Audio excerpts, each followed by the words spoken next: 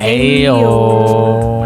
Welcome to Benchwarmers, a Woso podcast, episode 39. 39. We're going with Man United's number 2, Saf Madison Patel, who I think I misnamed so many times across the year. Saf Middleton Patel, Saf Madison Patel, Saf Middlesbrough Patel.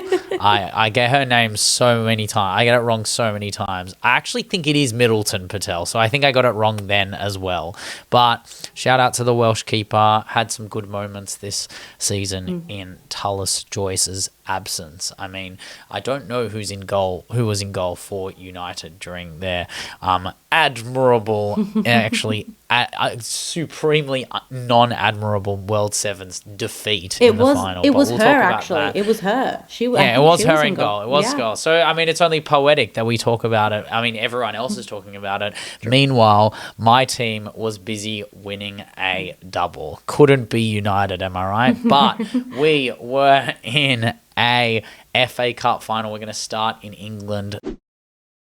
The FA Cup final at Wembley, Manchester City versus Brighton, a game to settle scores, a game to right the wrongs of what happened earlier in the year, not that long ago actually, where we fell victim to the Fran Kirby massacre, the 3-2 win, Maddie Haley brace, Fran Kirby all over us in that game. We had no Kanak in that game, or I believe we did, and she just wasn't like they were able to take advantage of our slow left side. But this was a game to right all those wrongs, and it didn't start off particularly well. So I will say the first 25 minutes was pretty much all Brighton. They were pressing us as hard as they usually do. Vidosc doing its thing as it has been doing for the last 2 months, virtually, bar the Tottenham loss, which is hilarious after beating us and Chelsea and you, drawing with you as well. Like, they've had a ridiculous run, but they came into this final with confidence. The press, the midfield strength of Kankovic, Maisie Simons, and Fran Kirby to press like crazy people on us. Maddie Haley also part of that pressing as well, who did very well against Jade Rose to get around Yamashita. Ollie Slagers had an open net, and that was the first amazing thing that Alex Greenwood did, which was clear the ball off the line from her outside of the foot shot. And we were just weathering the storm. Fran Kirby had a one-on-one, which you usually just put into your footy record or whatever you do to take note. You go to your FOT mob and you expect to refresh 1-0 Kirby, but it was not to be. And Yamashita made some quality stops, quality saves, one-on-ones, a few blocks as well. I think they were just all over us. Hasagawa made that big mistake for that Kirby shot as well, which is the whole thing with Hasagawa. This is the reason I don't put her above the Cuthberts, the Guiharos, I don't know, I would say she's third. I would say she is third. She is a world-class footballer, but her mistakes are just, I mean, Aitana's not that position. I don't compare. Yui has been playing a bit further up, to be fair. No, I do agree with that, but I still think that is based on a semblance of having coffee. When we have Blenkilda Brown, today she was in the 6, right? Yeah. In this game, she was in the 6. In comparison to, yes, when we have coffee, she gets the license to go further up. But I wouldn't compare her to Aitana that way. I just don't think that's fair. But they do share that particular characteristic, which is that when they make a mistake, it's usually a bad one. It's usually one that costs you a goal. It's not like, I don't know, a player that I think makes a lot of mistakes for us. Someone like Kasparai makes a few mistakes, but they're harmless. When you're on the right, and you could if you make a mistake on the wide play, that's fine, but don't make a mistake in the middle, especially with your back to goal. That's when they start running and carrying the ball, and they looked the more dangerous, bar a Hemp shot that didn't really test the keeper at all. I thought Clinton was getting bodied, outworked in the midfield. She was just making backwards passes, and don't get me wrong, by the middle of the game it was fine, and the triangle between Blinky, Clinton and Yui was working, but it took a while for us to get going. And I think that was a testament to the way that Brighton set up. I think that 5-4-1 would prove to be something that would disable them from scoring goals in the second half of this game. But in the first half, up until basically that 35 minute or so, they were really keeping you out. The percentage of possession was incredibly even, if not Brighton's way. And I think that that's a testament also to Vidosic and the way that he has been setting up, particularly against teams that he knows are great on transition, strong through the spine, and willing to play down the flanks. And unfortunately for Brighton, they just weren't able to capitalise on those big chances, including obviously that Frank Kirby one. Yeah, which was I think the reason why they did so well in the 3-2 game is that it was like if you look at the stats, you look on the balance of optics, they obviously deserve to win, but the balance of optics were kind of even. It was just they took their chances that day. Saker's shot. Another day, some of those shots that they took early on go in, but it was kind of against the run of play, but not really because we did gain the momentum. We were able to pass out through the wide spaces. I think Blinkilde-Brown made a few really good recoveries as well, had an amazing final, to be honest, in Coffey's absence. But it was playing the balls to Hempo. Clinton had a chance. Bunny had a chance. Hempo had another chance. We were doing okay. I feel like Carolyn was a bit non-existent in that first half. I feel like she had her moments, but not really able to cement the level of form that she's had in the back half of the season, bar the last 3 weeks, where she hasn't had to play to that level. I think it is just an overt purple patch for Carolyn. But it was basically Hempo's matchup with Charlie Rule that killed off this game, right? It was, sad to see a Tilly get cooked like that, but Hempo is world class and Charlie Rule is sadly not world class, and the ability to use the separation, the strength, the power of Lauren Hemp to play it back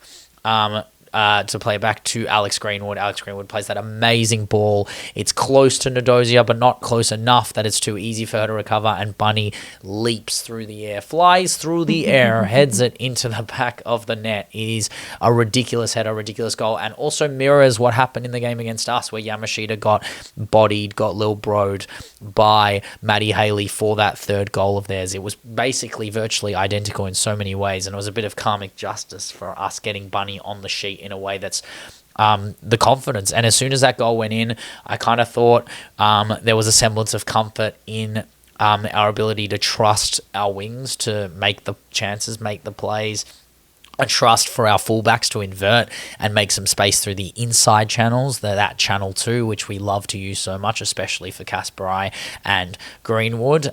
Their press was still strong at this point, but it was eventually the tackle on our player, I believe it was Bunny, on the edge of the box. As soon as it said, a lot of people, can't remember how many people, I believe it's now 2,000 people have seen my reaction to this moment where they got tackled. As soon as the tackle went down, I said it, Alex Greenwood, left foot, top bins. It was wrong. It wasn't top bins. It was bottom bins. It was bottom right bins. It was a fantastic free kick away from the wall.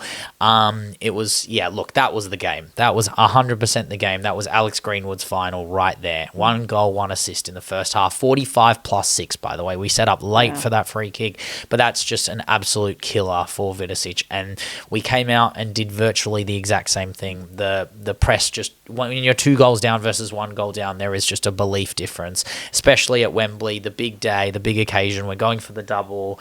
I think Clinton was a little bit more confident. The ability to play with her back to goal was far more beneficial than in the first half, where I feel like she was killing off our speed of attack.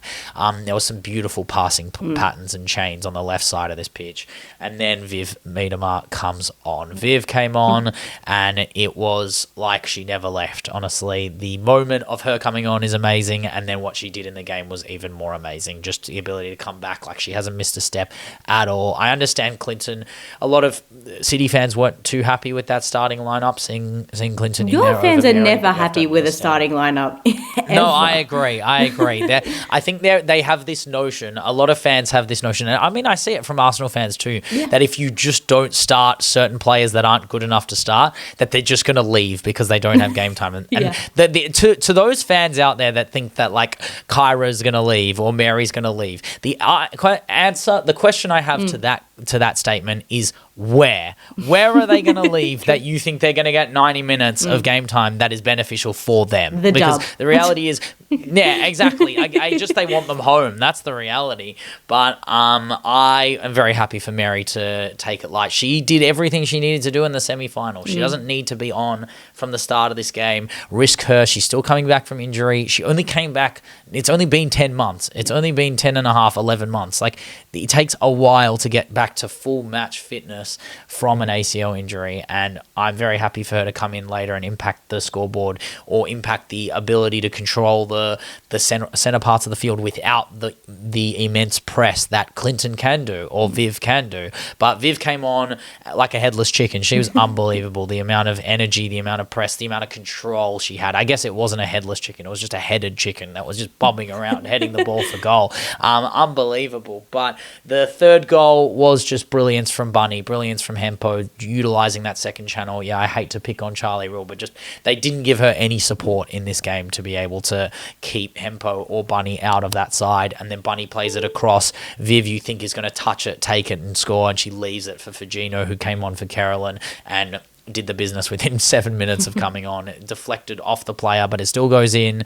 It's 3-0. It's definitely over by then. I know it was it just shows how clinical our wingers have been this season. This game was a perfect encapsulation of that. And then the last goal, Lohman has come on, Mary has come on, Coombsy has come on for her last football match as a Citizen, which is amazing too. I can't believe Coombsy's won a double in her last season. It's amazing. And that ball from Lohman with 2 players on her back and 1 player in front of her, 3 players on her, and she chips it through to Viv. Viv switches it, the Dutch link up to Kasparai, and then you have Mary Fowler running, you have Fagino running near post, you have Coombsy running to the top of the box, and then it's like we're Menso. It's Miedema at the top of the edge of the box, the top of the box. She's running, she's sprinting like crazy. Like, this was the thing that I was complaining about at the start of the season. I was like, where's the Viv mentality where she's like hungry for everything? And I was like, she looks a little bit unbov. Maybe she doesn't want to be here. I'm not too sure. But and I did call her a moments player. You're telling me this isn't a moment? There have been Viv performances this year, but it's the moments that make Viv Viv, and this was one of them where she's running her ass off. The ball from Caspi is as good as it's always been this whole season. She's been spectacular. And the header from Viv probably should have been saved by Ndosia, but once you've let in 3, it's no longer playing with confidence. And it was 4-0. Slightly flattering, probably more flattering than it should have been. Probably I'd say 4-1, 4-2 would have been a correct scoreline. But I mean, we won. It's done. It's finished. We have won the double. We have won the FA Cup. I mean, I'm in my 1969 FA Cup final winning top. Like, we got FA Cups here. I mean, this is what City do. We just win and win and win FA Cups. But now our women's side has cemented the double. And, I mean, it's a good feeling to be the proper top of England. And it's so deserved. Like, this season has been not only a season where I've seen City really come out of their shells and start to identify what has been a real problem since basically 21-22, since you lost that FA Cup final against Chelsea. It's been, and I don't like to say that it's been some sort of a downward spiral, because it's more of a plateauing. It's where was that extra level? Where could they go from basically the exceptional late 2010s, early 2020s, right? And this team is all the credit to AJ. I think Andre Jeglertz has been a crazy difference maker. If you actually look at the players, there aren't many that have come in because of him and been like astounding difference makers in comparison to what you had with Gazball, right? Like, it was really just the change in identity, the mentality, the tactics, and using belief and using the players at his disposal, as well as also the players he brought in, not to undermine that, but it's been just this really fantastic use of players. The utilization of these players has been exceptional. And it is this amazing brand of football that I think, if we are moving towards a trajectory of transition, flank forward football, you are the vanguard in that. You are driving that in how you're playing. It's world class.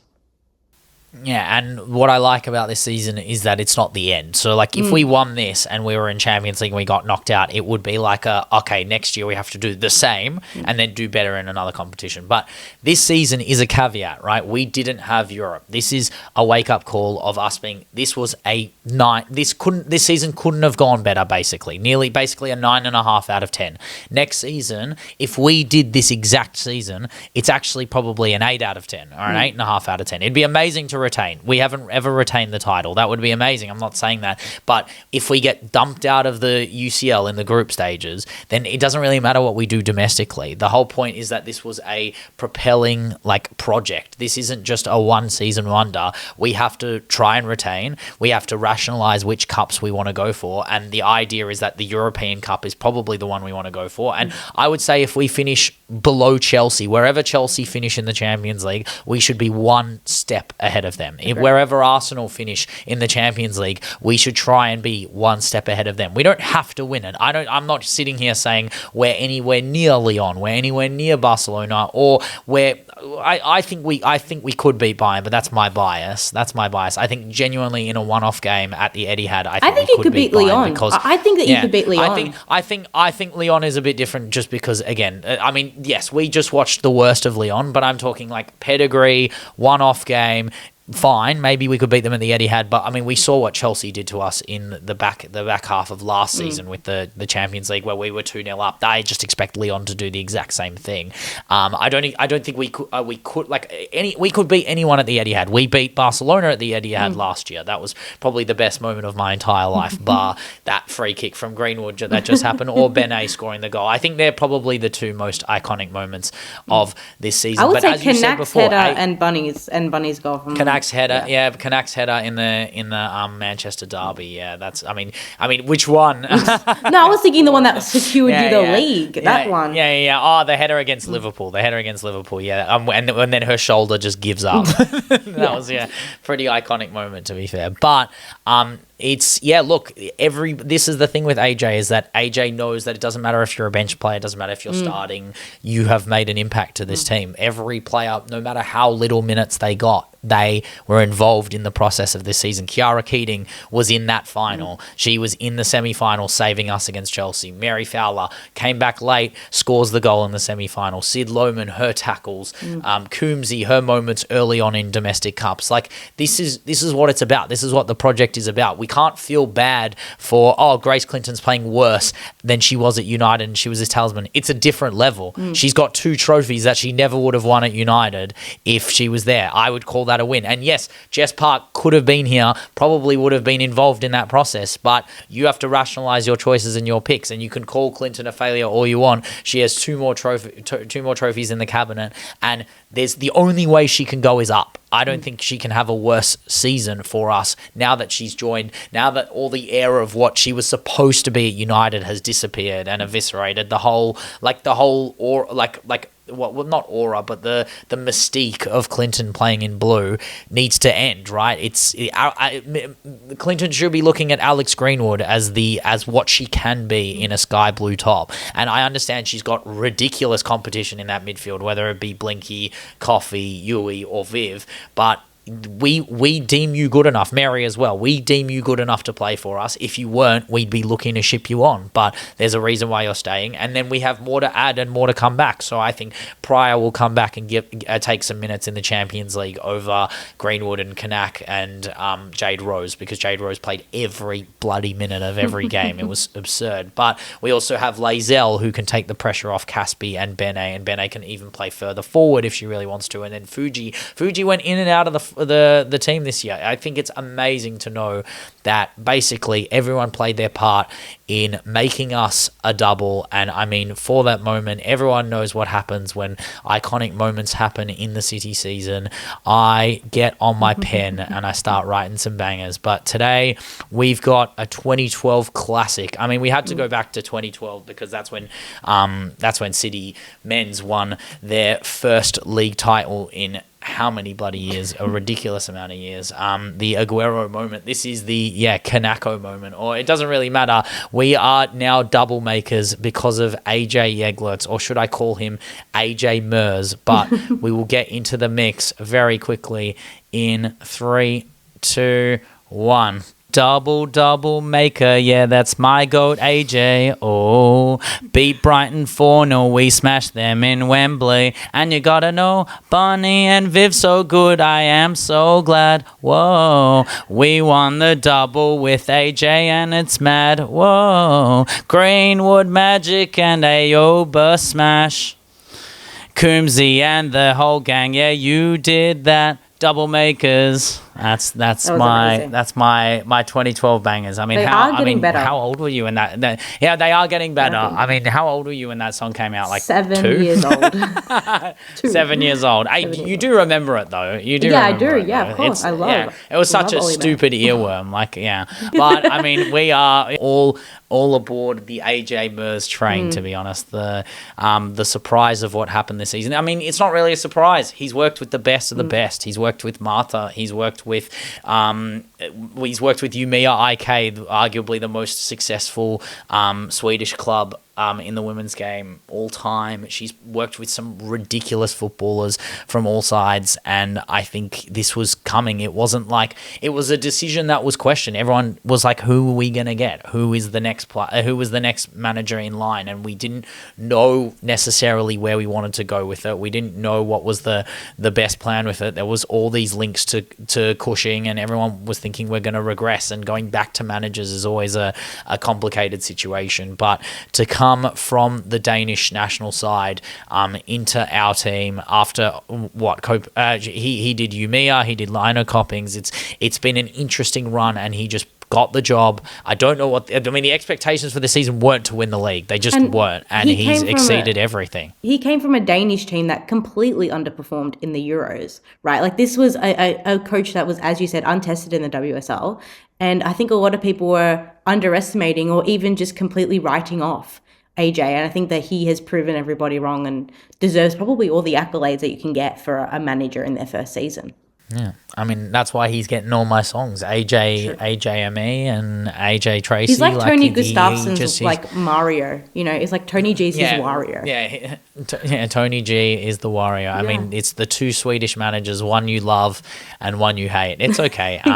He's the only Swede I like. And Stina, sorry. I do like Stina. I would never do that to you, Leggy. But we will move from one final to the next. We're going to go to France. We're going to go to the ARKEMA Playoff Final between Lyon, who battered Nantes 8-0 in the semi-final, and Paris FC, who scraped past their main rivals PSG 1-0 in their semi-final. But this wasn't much of a final, and it didn't take long for Lyon to get back from their Champions League final hangover and show everyone the level that they can domestically. Yeah, and this was very much the best of Lyon, really reacting to what we saw was the worst of Lyon this season in that Champions League final. I think that can be a testament to the squad changes, the starting lineup. We can talk about that. But I also think it's also they are very comfortable in France. And we've talked about how that comfort can be a bit short-sighted or even false. There's a falsity in being so confident in one league and thinking that you can translate that form over to Europe. But it felt like a very comfortable performance for a team that so much so deserved this in a playoff and in a postseason that was so unnecessary for the ARKEMA. No, I agree. But, I mean, we have to talk about the starting lineup. We have to give it its due diligence, because this lineup, okay, bar Vicky Besho for Eula Brand, I don't understand how this wasn't the team. And Giraldez is, in my opinion, the best manager in the world. He just is. The things he's achieved, the things he's done year on year with Barcelona, and now making Lyon a serious... Like, I know Lyon always win what they've won, and you can argue that this is a failed season, but they were genuinely they were, like we were talking about it 2 weeks before the final, that they are coming into this game underdogs, but they shouldn't be the underdogs because they have the better manager, they have the pedigree, they have everything. And yes, they came in and did slightly disappoint, and the scoreline was a bit flattering to Barcelona. But the reality was that you didn't play your best 11. You didn't put Tabitha Chawinga, arguably one of the players that was, I would say, a brace away from a Ballon d'Or nomination, in the sense of that she can turn finals. Don't bring her on when you're already 1-0 down, 2-0 down, and have her try and change the game. She's fast regardless of when you bring her on, and maybe she wasn't match ready, but you got to make those decisions where you play your best 11 regardless of fitness, and then work it out from there. But Tabitha Chawinga's turn and finish in this game against Hossein in the 11th minute to score the opener is why she should have started this final. You're watching this game and you're just thinking, wow, where was this in Norway? Where was this when it really, really mattered? And then, I mean, it was Chawinga again. She scored the second one, and who's at the hands of it? A player who also didn't have a particularly good final, bar the Disallowed goal. the offside ruled goal, the disallowed goal in Lindsay Heaps, who was, I mean, who cares? She didn't have many excessive chance at goals in this final, particularly because she was trying to head at the ball from about 15 to 20 yards. But her balls in, her crosses were absolutely on point today. And the whole midfield, it looked like everyone was clicking. And yes, Diani was back. And yes, Chawinga was in the lineup. But you have to expect the fact that without Diani, that Heaps has got to be the player that steps up and be the creative outlet on that right side.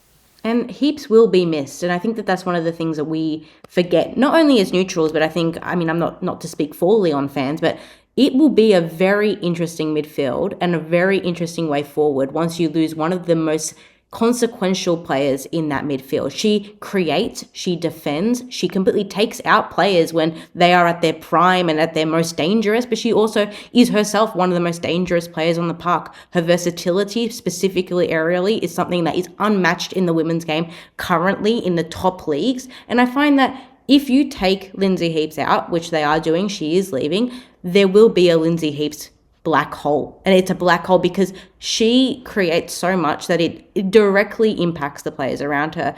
And one of the things that we saw from Lyon in the final, and I think one of the things that we've identified from Lyon, is not all the time are there all 11 players on.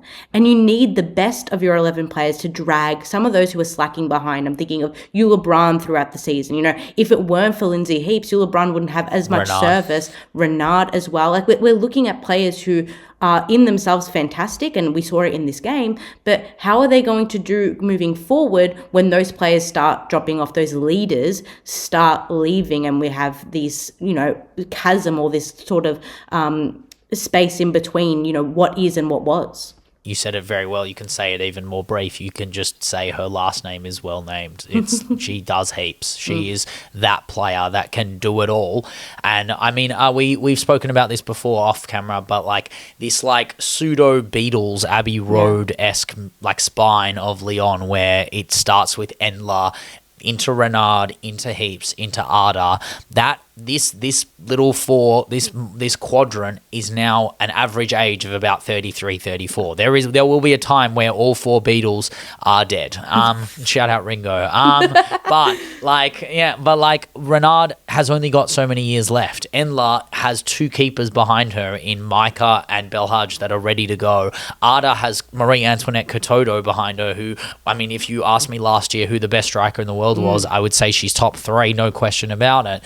But Heaps is a big one. Heaps is the big one because of those four players, I would say when they really need someone and they're 0-0 against a Nantes or 1-0 down against a Strasbourg or something like that. I don't think they've ever been 1-0 down against Strasbourg. But the point still stands that the players that when they need someone in a Champions League semi-final versus Arsenal, yes, it could be Eula Brand, but it needs to be someone in the midfield that is running the show and dictating and setting the tempo. And yes, it can be this could be a little bit of a watch the throne thing where she's handing the mantle on to Lily Johannes, but Lily Johannes is still a child, is still a 20-year-old, and it takes time to develop. Like, that maturity isn't something that just happens in a 20-year-old. That experience, that match-winning quality, it is developed. It's matured. It's something you need a 27-year-old who can do it, not just an 18-year-old who actually plays a different role. She doesn't have the aerial ability. She plays a little bit more deeper. She does the more technically gifted stuff. The things that Lily Johannes was doing in that semi-final versus your lot won't be forgotten and will only get better. That's the scary part. But I don't see her as a Lindsay Heaps regen, if we're going to use. And there will never be a Lindsay Heaps regen. She was the first really to pave a way into that European excellence that Lyon obviously established themselves. There would be no Corbin Schrader. I don't think there would be a Lily Johannes without a Lindsay Heaps. And I think that she will be respected. And it's crazy. It's not even been 200 games. It's like around 150 games that she's played for this side. But it just feels her weight is so measured. It feels like she's been there forever. Yeah, the legacy is mental, and I'm so excited to see what like, I mean, again, it's the whole Alexia thing. Everyone talks about Alexia like she's basically been this like pseudo mother of all these young young like La Masia products like Ainoa Gomez and Pina, Carla Julia, Sarah Geordie, namely, probably the big one. But Lindsay Heaps has done the same for Schrader and Johannes, and any youngster, Ben Yaya or Sophie Sveva, anyone who works with Lindsay Heaps gets better. That's the point of why I think Lindsay Heaps is the amazing players, because everyone around them gets better because she's doing the dirty work, she's doing the cover, she's doing the leading, she's telling everyone where the hell to be in moments where they need to step up.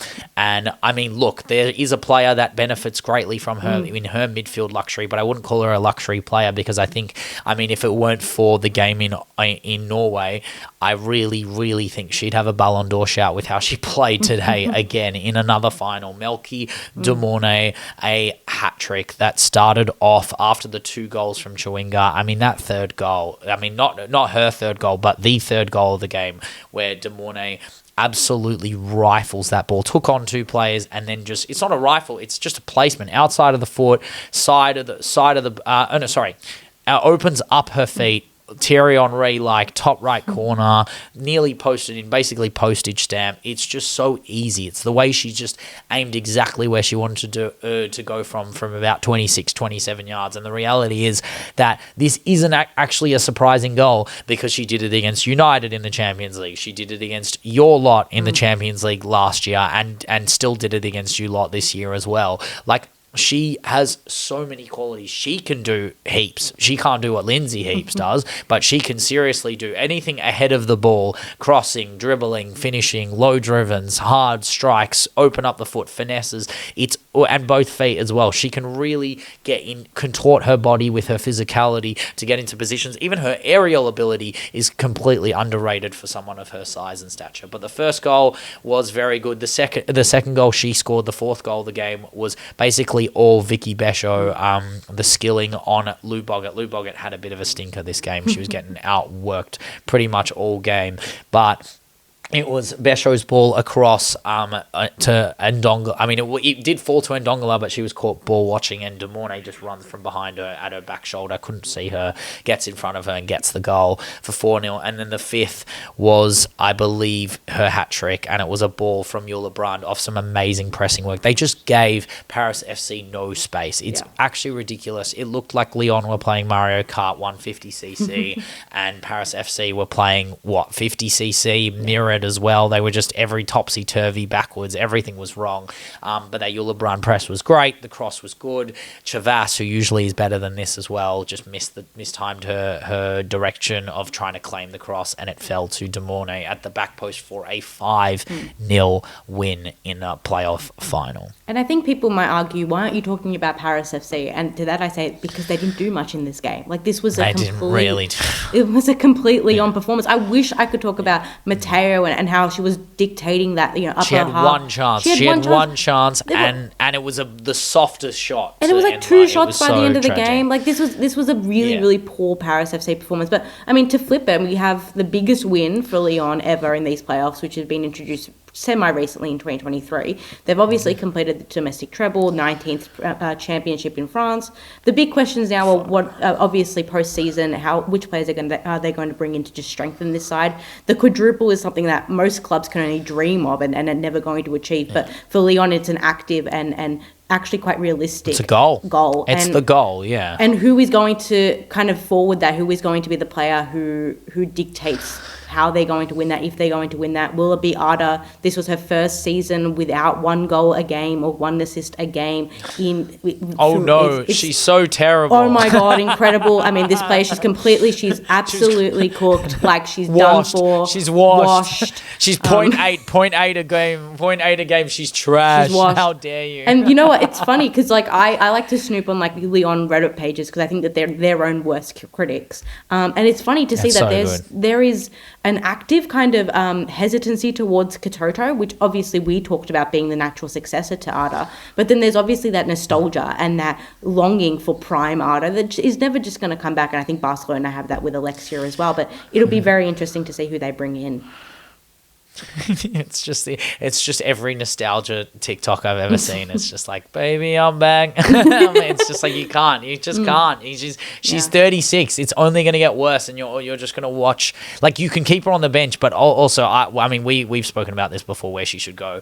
She shouldn't stay in Europe. She needs to go to one of the Americas, either the NWSL, which I don't think she should. I don't think it's worth the physicality of the league. Yeah, it's not worth her time. Giraldez is not doing well, for example. Yeah, Giraldez not doing well. The geriatric baller, as much as we love that high impact player surgery, I think she should go South America, go join La Sommer.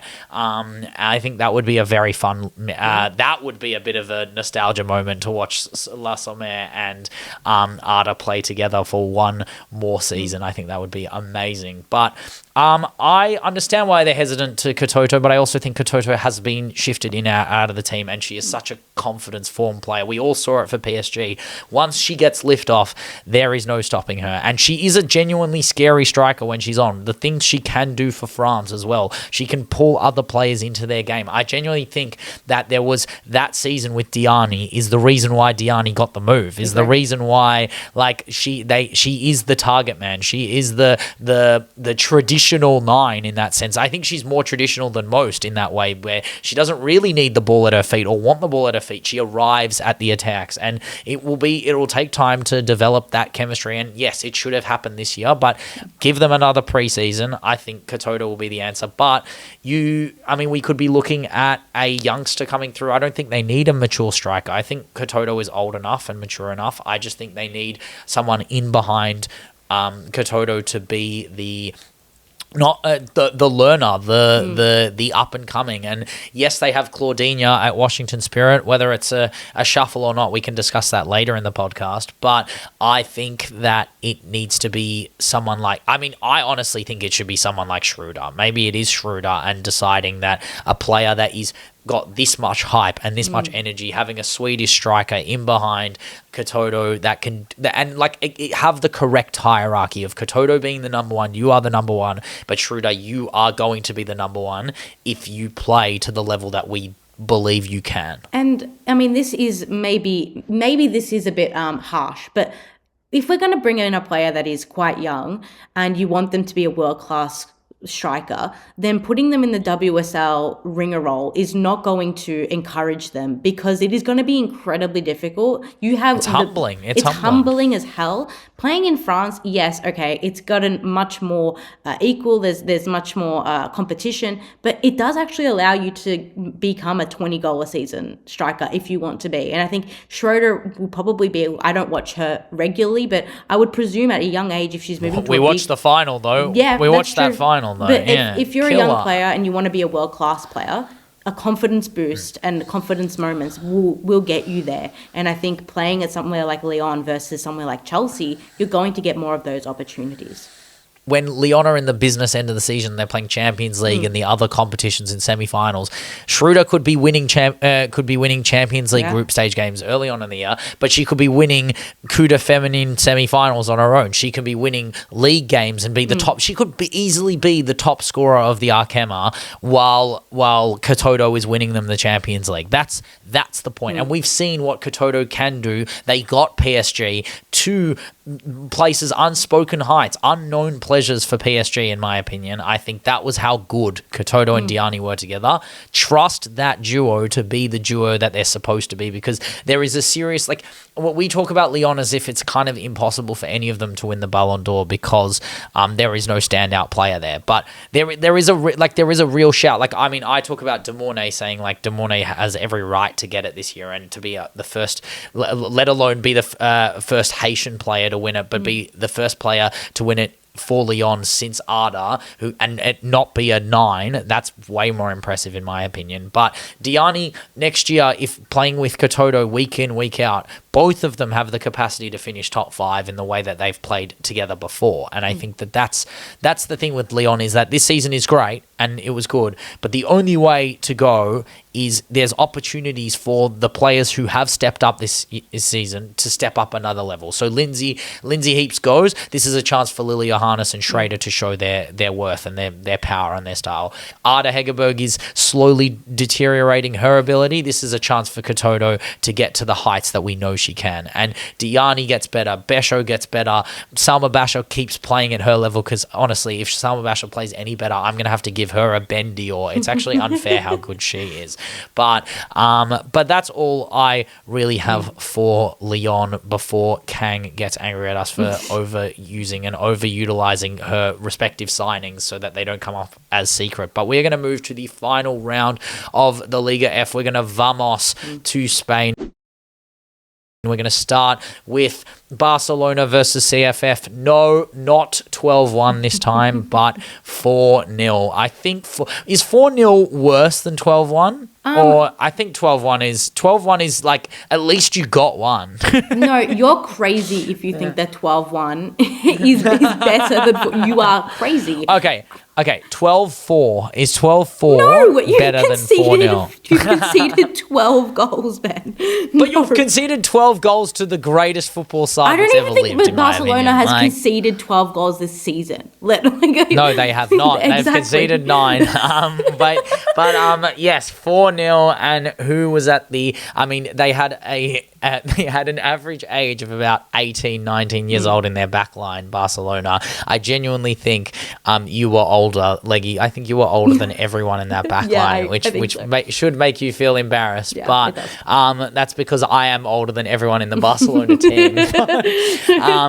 But basically, except for Caro, who dominated this game. Yeah, Salma was great. She struck the post early on, but then was able to find Caro in the box aerially. I mean, we always forget that despite the fact that Caro is so good with the ball on the ground, she is Norwegian, and they learn how to header the ball before they learn how to kick said ball. So shout out to Caro, who used her Nordic maestro-ness to be the Carolinos Pollos Hermanos. But it was Barca who kept going. A penalty where Ranera, one of the young centre-halves, struck. It was. I mean, she basically shot the ball into her arm. I hate these handballs. It just sucks. But it was Caro who passed the ball into the post and in. It was just cold penalty again to get her brace. Yes, Barca took themselves off the gas. I think they were in probably second gear the entire game. Let's be honest. Second squad, second gear. It makes sense. But the third was, you guessed it, Caroline Gramanson, who hezzied the defender at the near post, made her open her legs, and then she threaded it through at the near post. I mean, the defensive contortion. And Leggy, who played the ball over to Carolina for that play? It's future Arsenal Ballon d'Or winner Anya Battier. Oh, yeah, lovely. 100%. Top 5, yeah? Top 5. Easily. Yeah. Is that 100%, Arsenal PR? Yeah. I mean, it's a great ball. It was a fantastic ball. It was a fantastic shot. The power in that shot was incredible. This is what we talked about this as well. That will be a crossover to Olivia Smith, a crossover to Chloe Kelly, even a crossover to a wide Alessia Russo. That will be inevitable. Stay in the middle, Leslie. This is the best part of Anya Battier. This is why she's so esteemed, is that she is just so good at chance creation. Like, she is so precise in her balls, her movement, everything. She's going to be such an asset, and in this game, she just proved it. She was magnificent in this game, and it was good to see the introduction of Vicky Lopez, who skilled 3 defenders kind of, and then struck the keeper and then got her own rebound to score the 4th goal. Glad she got a goal. Good way to end the season as well, considering she didn't play any part of the Oslo game, the final, which I found quite disappointing, but also, like, you know what? She has literally won everything. She will get 10 more Champions League finals. It's fine. Poor Vicky Lopez. I didn't play in this one game that, I mean, you'll play in for the next 10. Like, she is amazing. And she did have she has had some moments at the end of the season, which is good. I mean, she's had a very admirable season as a whole. She played her parts in those Real Madrid legs as well. I mean, she just is one of those players that can do it all and will only get better. But it was, easy. Again, the last time I'll say it for this season, but definitely not the last time I'll say this ever, but routine Liga F win for Barcelona Femení as we move to the only game that mattered in this Liga F week, in my opinion. Arturo Ruiz versus Herrera Ball, Sociedad versus Atletico Madrid. Yes, my goats, Arturo Ball still lives. Arturo Ruiz has become my favorite Arturo, obviously. Shout out to any Arturo. I think the only Arturo I know other than him would be Arturo Vidal, and I mean, that makes sense because Vidal is friends with Kanye. So, like, screw Arturo Vidal. Is he? I did not know that. Yeah, he is friends with Kanye. There's this, like Chilean weird video goat. of them Oh, my together. God. Yeah. Your Chilean goat and the Chi-Town goat.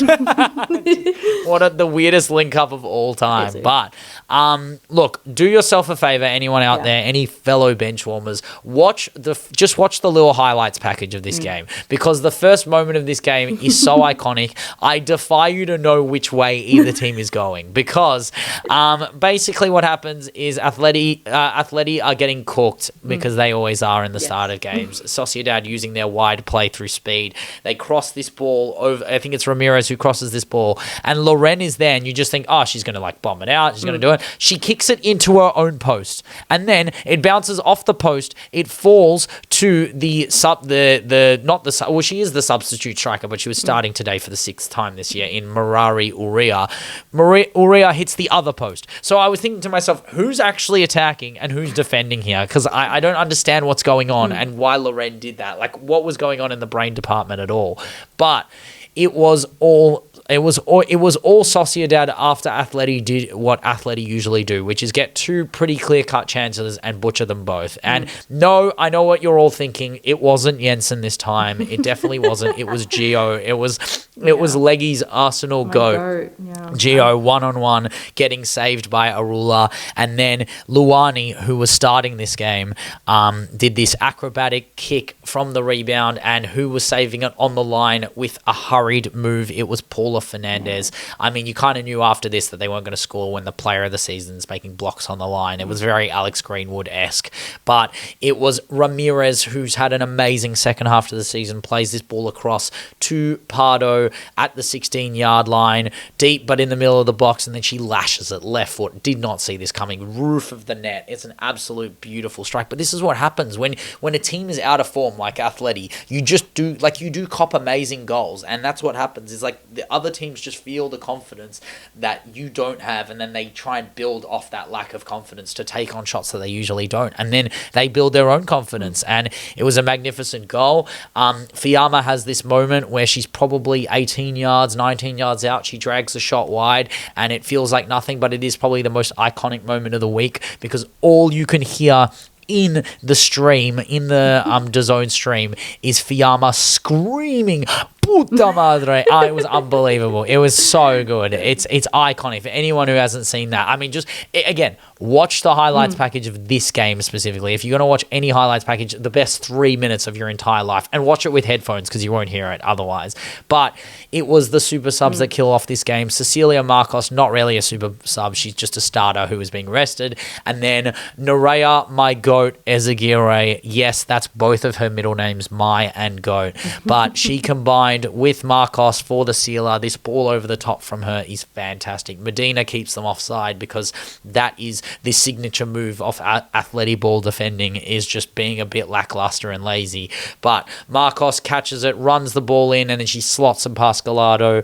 2-0 to Sociedad. They hold third. They were always going to come third. They'd already qualified as well. But it meant that Atleti were not to be seen in the top 4 of the Liga F, which is absolutely insane. And something that we predicted. I mean, we knew midway through the season, the massive drop-off that Atletico Madrid had, it was irreconcilable that they could kind of regain that form and have a mounting of form that would get them to a top 4 finish. And look, I knew that this game was going to be a Sociedad win when I saw Luani start. It is the Luani curse. This girl cannot start. They've been winning games because she's been coming on. When she's off the pitch. When she's off the pitch. It's like, crazy. Bring her on when everyone else is tired and have her do her brilliance and the things that we've known her to do in the last, like, couple of months. But Atletico Madrid, I think it is not crazy to say that this is a failed project and a failed year for them. I still don't get the appeal of going to Atletico Madrid. They just are the Manchester United equivalent for Spain. They're obviously not investing well enough. The managerial change has done very little to actually push them into the higher echelons of the Liga F, table or otherwise. They're not actually playing well either. And the constant formation changes, the constant shifts in starting lineups, they have to actively change this, and they have to actively shift towards positive style of football if they're going to get back into the Champions League. 100%, and they need to bring in some signings that are going to inspire that form change. But another team that will be looking to stop them next year from even getting a sniff of Champions League, because they'll probably be taking perennial second spot, is Real Madrid beating Granada 2-0.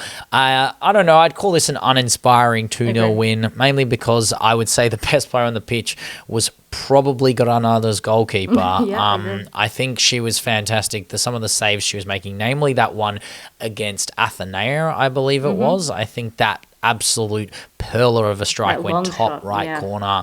Yeah, it was fantastic. Edge of the box, magic. And it was Giraldez, who I believe Giraldez had some moments in the Asia Cup, to be fair. I think she was playing in the tournament. She played against the Philippines and she played against India. So, like, I mean, she kept her clean sheets in the tournament. I mean, they only conceded one goal that whole tournament. True. So, Giraldez had some moments, and then I believe Giraldez even played 90 minutes against the US. I believe in that. Would it have been the third game? I believe. Yeah, She did cop 3, but also that was the third game after they'd just won 2. Like, oh no, they'd won 1, and then was very admirable in the first with Yama, but.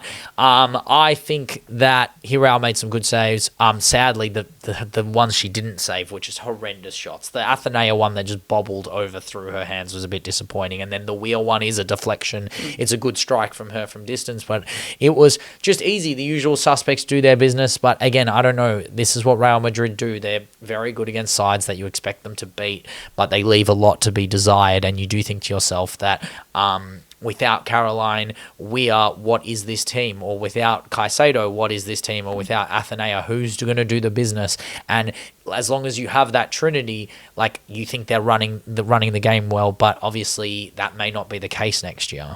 And I think we have to dig deeper into who are the players who are innately necessary for Real Madrid to succeed. And 2 of those players are staying at Real Madrid for the foreseeable future, and they happen to be Navarro and probably Caicedo. But it's Caroline Weir. She is one of, if not the most necessary of those 3. She creates, she defends, she is the leader outside of Misa and that quadruple amount of captains that they have. But this is a player who's obviously done exceptionally well for this side, an incredible GA record for the amount of games as she's played, and yet yet the project around her has failed, and that is not a fault of Caroline Weir, because she's done very well in that failing project. She's been one of the only bright lights in it. But this was supposed to be a move to a club that was going to get very, very good and very admirable Champions League results, and trying to push forward in Europe, whilst also recognising they'll never be able to topple this Barcelona side. But as we've talked about before, the mentality stems from your best players. And if you're losing one of your best players, then that foundation just starts to crack, and we're going to see the same Real Madrid, the same problems that we've been seeing for the last 5 to 7 years of their inception. Yeah, and it's got to be gradual, right? Like, this year, fine. You don't. We're not asking you to beat Barcelona. We're asking you to not lose 12-2 on aggregate in 2 games. That's what we're asking. We're asking for if we get to a point next year where you're doing an El Clasico, and yes, maybe you don't come up against each other in the Champions League of it all, but let's say you come up against each other home and away in the Liga F plus a final.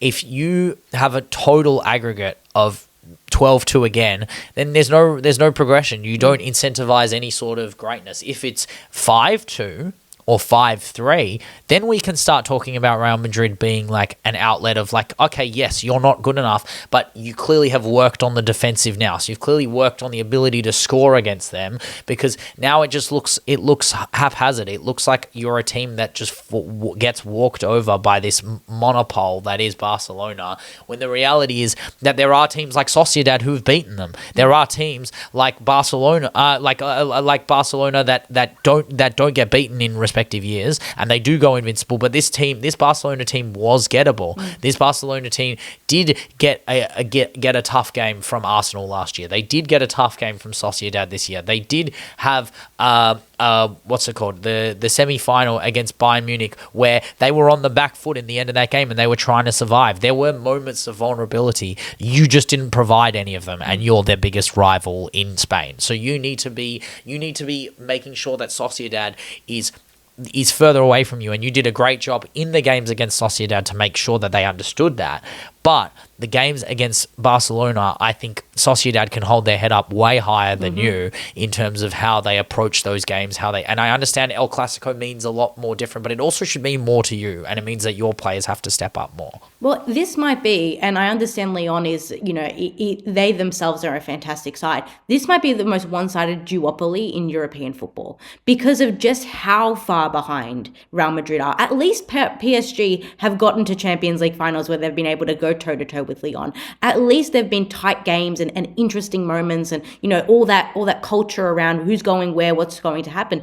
These two sides are just so disparate. They are on the opposite sides of football right now. There's one leading the line of how to play football, how to establish culture, and one that is unfortunately, and I say this as somebody who at least respects the institution of Real Madrid, does not follow on that philosophy and on that motto of Hala Madrid. There is no Hala in this Madrid at all.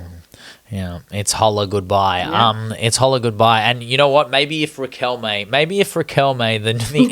the attempting incoming president can go, instead of going, we will have Rodri, we will have Haaland, we will have, who was the recent one? There was someone else. Elise, no, I heard another one. Oh, Klopp will be our manager. Yeah, I heard Klopp will be our manager if he is elected president. It's very, very, very Donald Trump vibes, but maybe they just go, we will have Aitana leave Barcelona if you elect me. Like you just have to don't even sign new players. Like, okay, it'd be great if you got Schroeder. Imagine Riquelme going, we will have Niamh Charles next year. Yeah, that's what we should be doing. But no, it should be attacking them. It's Alexia will not play against us if I am the president. It's like, well, she's already left. You are making empty promises here. But that's how Perez could win us over. Perez, if you want secure the bag with the Benchwarmers, we will root for you. But speaking of rooting for teams in the Liga F to do better than their respective rivals in Madrid, UD Tenerife beating who was it? Who did they beat 2-0? I can't even remember. But they won 2-0. Deportiva La Coruna. It was La Coruna. That's who it was. But it was Yerlian Moreno, Ramos, and Engessen, probably the trio in crime. Violeta Quiles also playing her role as well. Yerlian Moreno did really well. Got a move to Natalia Ramos to Engessen, who did the really nice opener, but there was a foul on Moreno in the build-up. I thought that was rubbish. I think that is literally just Venezuelan disdain and hatred. How dare they?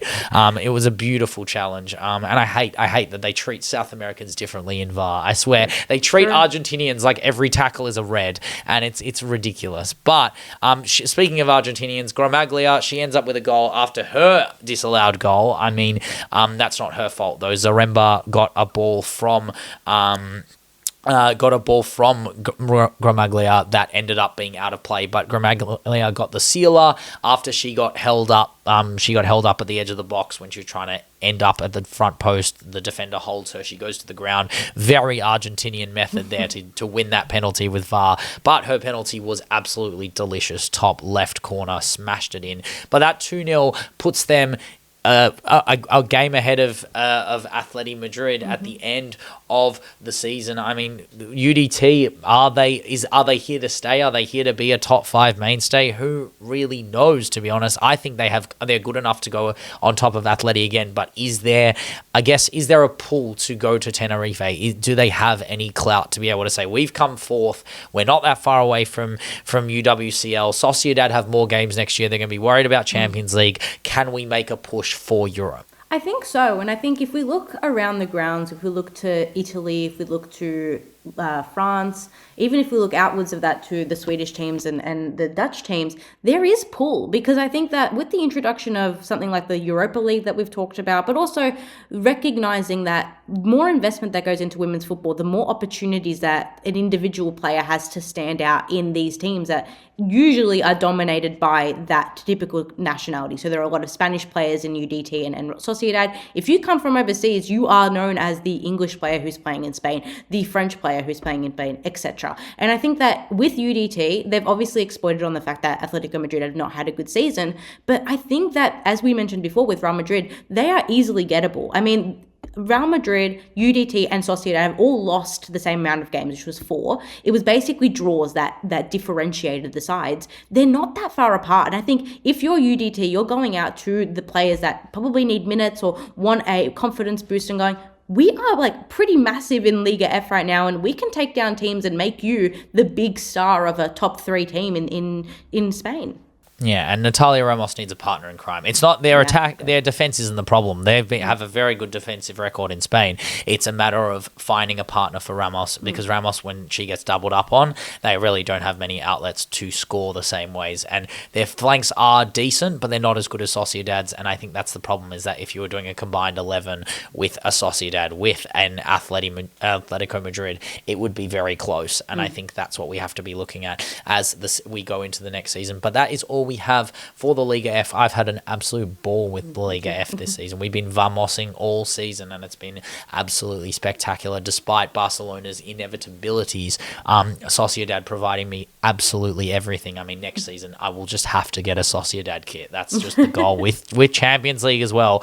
I'm looking forward to Chelsea versus Sociedad, where my goat Paula Fernandez cooks it. Yeah, Arturo Ball will cook in Champions League. I promise you that. If there's any early 26, 27 predictions I have, that's one of them. But we will move now away from Europe. We are done virtually with Euroball for the season. Shout out to Europe for providing monetary quality leagues that we can watch week in, week out. But from one monetary quality league to another across the ponds, we are going to be talking Leggies NWSL Watch. Look, I talked last week about the 2-1 score lines. We're still staying with that one goal margin, but this time it was a round of 1-0s. I love a 1-0. We're back, baby. We are back. The NW, but make the NWSL 1-0 again. That's what I'm saying. That's what I'm saying. It's all happening. I feel like we saw the conservative movement of the NWSL, saw the 2-1s happening, and they decided, let's remember who's in charge. Let's remember the red hats came on, and the red power ties came on, and they knew we wanted the 1-0 back. The 1-0 is the regressive, conservative, Republican football right there. If we are tracking the political trajectory of the states, draws are too equal. Oh my God, draws, communism. Draws equal communism, socialism, mumdani. So we need to move away and have slim margins, but we know that we've won. That's I'm just saying. Yeah. Just to be clear, we are joking. Yes. Well, I mean, if you didn't realize, with the amount of jokes we make about capitalism and the amount we absolutely hate, like basically every conservative in football. That's right, Corbin Schrader, you heard it here first. But we will keep going ahead with the NWSL magic. Where do we start, Leggy? Which red state or blue state? I don't know. This is definitely definitely a red state. This is definitely a red state. Right. But their name is definitely, it's too gay to be a red state. This is like, we're talking about Orlando, right? Florida Magic. Florida this is the Magic. part of Florida that they that's want to sink, right? This is Orlando is the part of Florida they want to sink.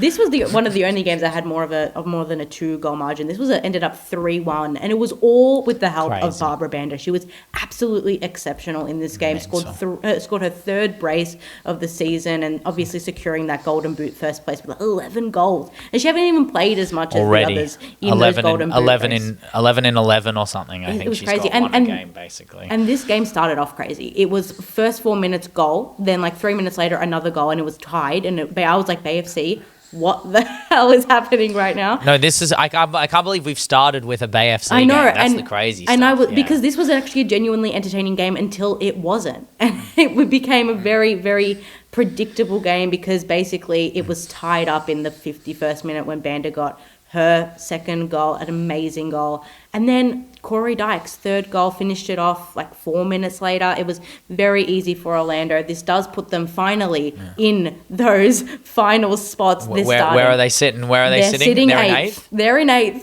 Right? Oh baby. You know what happens when they're in 8th. Like they're just gonna put what's her name Marta in the cryogenic chamber. Yeah, that she's gonna it's gonna be Han Solo versus like the Undertaker. It's just gonna be like she's awake. Marta for the playoffs in 8th. No one is safe. Also, Banda. Honestly, if Banda keeps going, if Banda gets to like 25 goals, I might have to do an edit for her. Like genuinely, crazy. The way she plays football, her intuition. I think everyone talks about her physical presence, her power, her clinicalness. It's her football IQ that just is so mesmerizing. The ability to know where the ball's going to fall and drop, and the ability to, again, this is the thing with really big strikers. They contort their bodies in a way that's conducive to the defender falling out of their way. So it's not just the physicality, there's mentality in her ability to get her best chances at goal. And I mean, look, in my head, her name is very easy to rhyme with a lot of things. It's not going to be hard to make an edit for her, I can tell you that. But Banda. I mean, Pride, I'm thinking of our designer. I'm thinking about Banda, Barbara. But she's, crazy. I may bring her back 10 years on, and Barbara Banda's still cooking for club and country. I mean, they are, look, it doesn't matter where they finish. This is where they want to finish. This is that ilk of team in the NWSL where top 4 isn't part of the goals. Like, they don't need to finish top 4. They are a fearful side enough when they're at their top level, they can beat anyone. And I think a team that very much fits that caliber are the two teams, Portland and Utah, which played a 2-2 draw. This was one of the best games I've seen quality-wise. I think that this goes to show that although neither team are atop of the ladder, they are the best teams this year.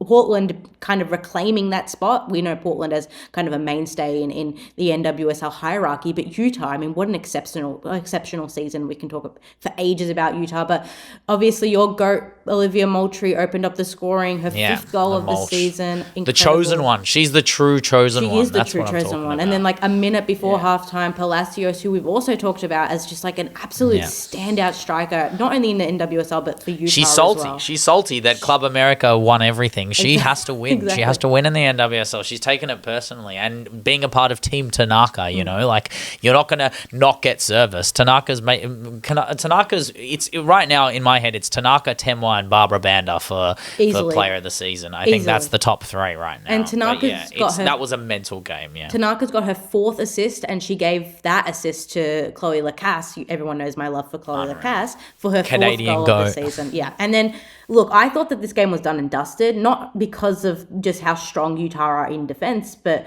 I thought that Portland didn't have much left in the bag until, of course, a penalty kick, because it is the NWSL and we need to have penalty kicks in the last minute of games. This was obviously given to Sophia Wilson, who scored her last 7 penalty kicks. So she's probably one of the best PK takers in the world right now. She slots it in. She was great this game, by the way. She was fantastic this game in general. That was the best. That was the best. I know she didn't score, but I genuinely think that was the best game she's played this year. Like no. But like, I mean, open play, she didn't like impact in the 9 as much as she usually does. But I'm talking about like her ability to drop drop deep in this game very Alessia was Russo. very much Alessia, like right? very Russo, very Macario, very like much. the best of her. Like it feels like she's finally back in her ability to impact the game without impacting the scoreboard the way that I usually see her impact the scoreboard. Like, I don't know, there's a notion to say that open play goals aren't always anything, but there is something to say about the fact that, like, top 2 game, she stepped up in the 90th minute. It's amazing work, but she set up 3 or 4 chances as well for others. There's another day, Portland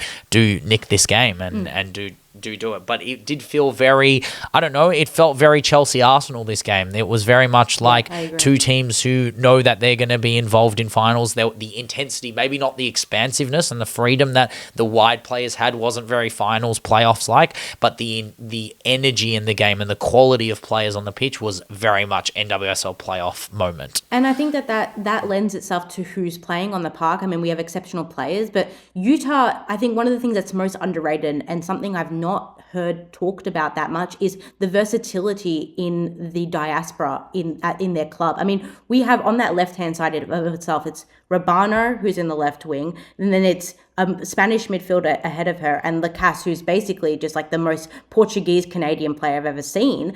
And then up top is Tanaka and Palacios. It's just and obviously as well in midfield, there's another Japanese player as well. Like, this is a very diverse team who's using that diversity to their advantage. This is not to like kind of talk about how bad or how underwhelming Portland were, because they weren't. And that doesn't matter that they have a majority of American or Americans playing, but it's more about like, Utah have really proved themselves, and I think are proving the NWSL, that bringing in players outside of the traditional hotbeds of football is going to work wonders for you, especially when you want to actually create some sort of lineage or some sort of identity with your side.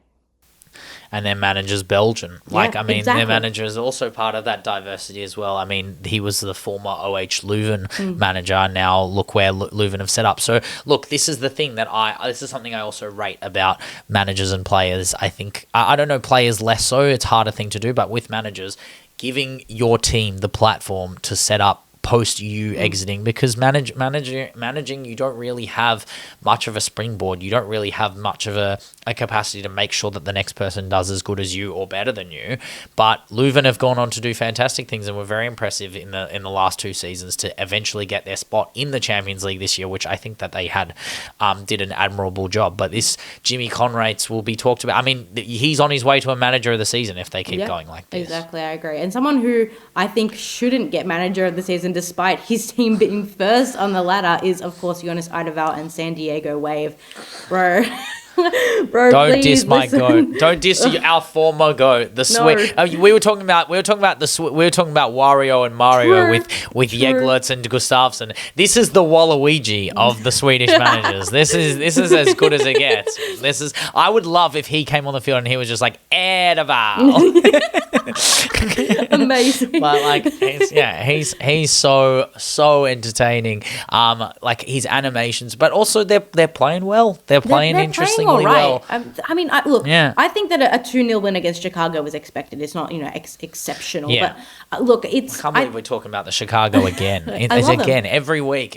What did Mallory Swanson has been back for 3 games and we've spoken about them 3 times. That's true. This espresso PR is crazy going on at the Benchwarmers right now. No, but I guess San Diego, I mean, they're first on the ladder because of this result and because obviously Utah and Portland drew against each other. But look, I think that the biggest question here is how is Jonas going to manage the quite obvious reasoning why they're not getting goals in spades against teams that they need to, or even getting results where they should be getting results. It is the Ludmilla question. It's like, what are we going to do with Ludmilla? This is a player who's only scored once in 11 games. Her replacements always come on and score goals. I'm talking about you, Trinity Byers. You're incredible. I need you to push Jonas or do something to get him agitated to get you to play, because, look, this was a game that was incredibly boring, but she comes on in the last 14 or so minutes and she scores in extra time. This is the second time she scored in extra time, her 3rd goal in a month.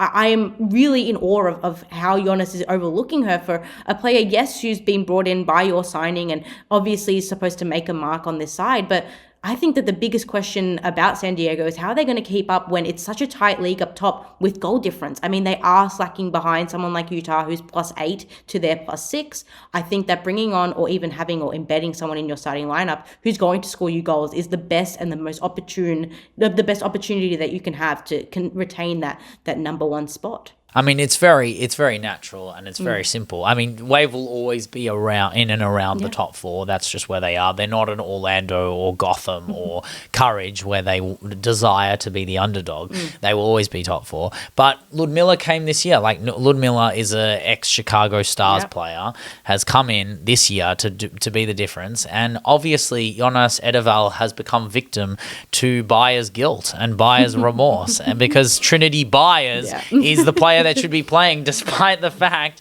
that they've bought Ludmilla, who is just so profligate in front of goal, doesn't have the ability to impact games with her scoring. I do think she does provide a semblance of creativity and control and like ability to beat her man, but it's just not the same as Byers. Byers is on a crazy run, and I think how many times does she have to score off the bench until there is that, like, I mean, there is just Byers benching, right? Like you just have to bench it. You just have to, like, Byers has to come off and have to show, like, they have to prove it. It's meritocracy. It doesn't matter who you buy. It doesn't matter who you play. It's just on order of merit. One player is playing so much better than the other.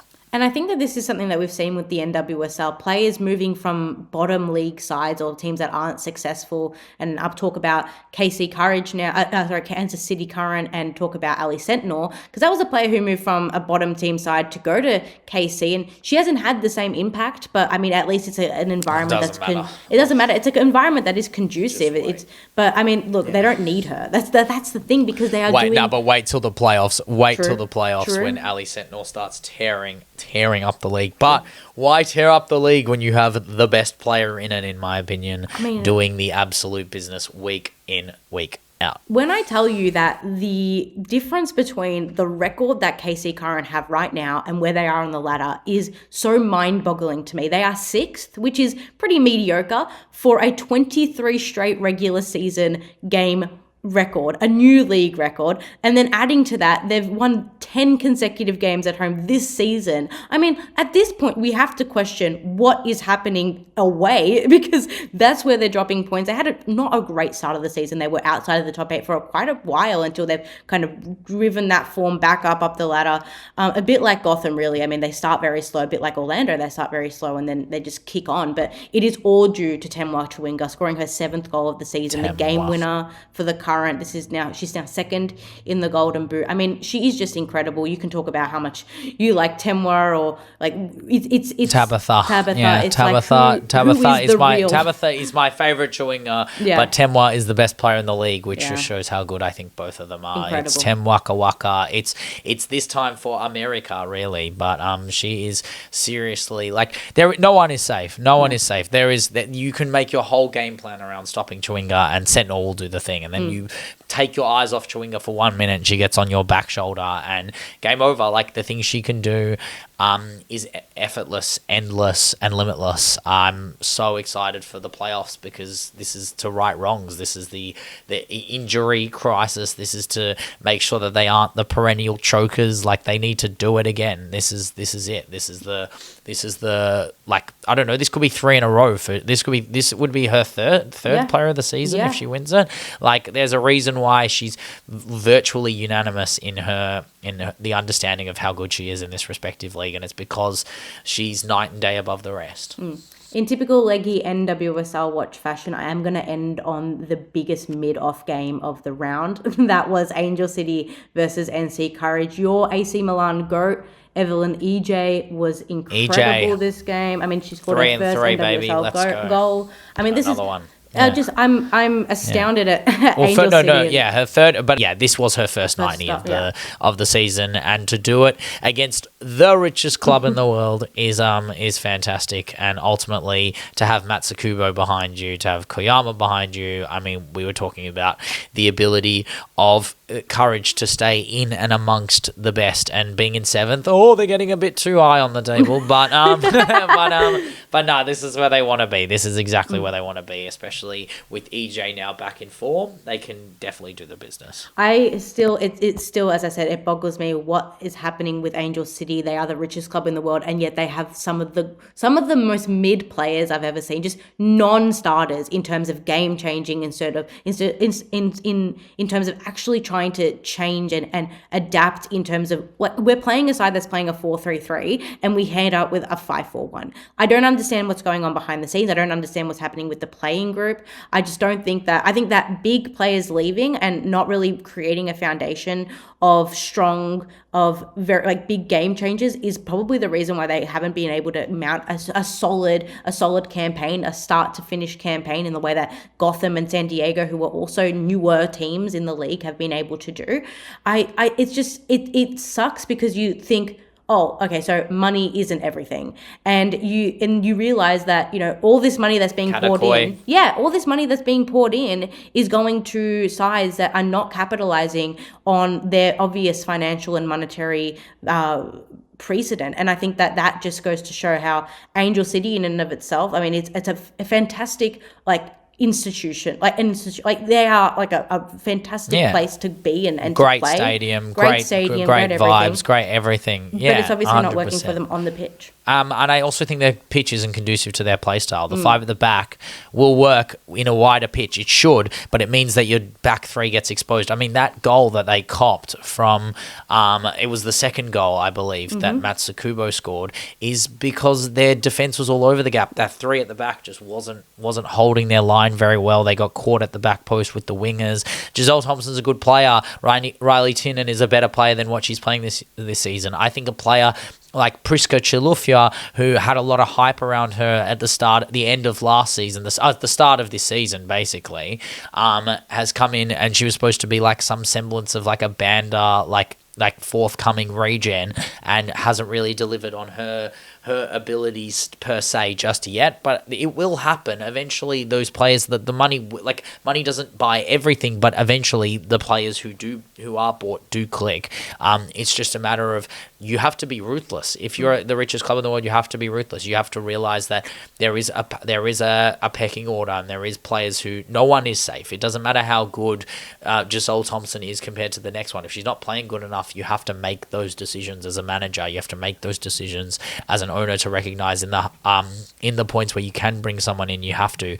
But I think Strauss has a lot of decisions to make, and I mean, I don't know what the innate plan is for them in terms of if they want to make playoffs, where they want to be at this point, but this will be, I don't know, he's now over a year and a half into his a year into his tenure at Angel City after his Bayern moments. And don't get me wrong, he was decent at Bayern and he was all right in Norway, but I just think there needs to be... I don't know, if they don't finish in playoffs, I'd be looking elsewhere personally. Well, there needs to be a shake-up in personnel as well. This is a team that started with, everyone was American bar three players. And we talked about it before, you need versatility and you need some sort of identity in this side.